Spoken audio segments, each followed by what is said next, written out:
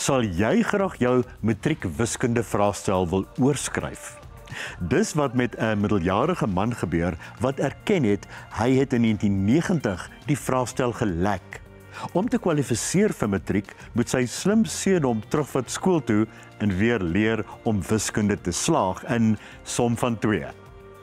Met som van 2 sal jy jou hakskene rooi lag. Dit sal komiese woema in jou lang naweek sit, want jy gaan heerlik lag. Dis koddig snaaks, want spelers soos James Bothwick en Lou Venter verhef komedie bokant vulgariteite en platvloersheid. Dis 'n stylvolle fliek deur Simonay Pretorius, waar gekyk word na die aard van manlikheid. Hoekom voel baie mans so bedreig oor hul manlikheid? En kan gesinsbande versterk word deur 'n klein ramp?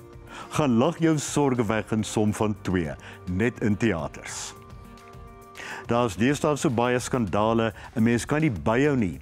Vandag kom Randy Andy of Prins Andrew onder die soeklig na sy katastrofiese onderhoud oor sy foto saam met Virginia Giuffre, 'n vriendin van Jeffrey Epstein, asook Andrew se beweerde verhouding met haar.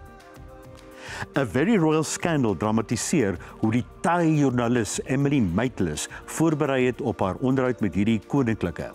Beide Ruth Wilson as die joernalis en Michael Sheen as Andrew aap die twee se mannerismes goed na, maar is fascinerend om te sien hoe daar vir sulke onderhoude voorberei word en hoeveel spanning agter die skerms heers. Dit wys ook wat na die onderhoud met die verwaande prins gebeur het. A Very Royal Scandal op Showmax.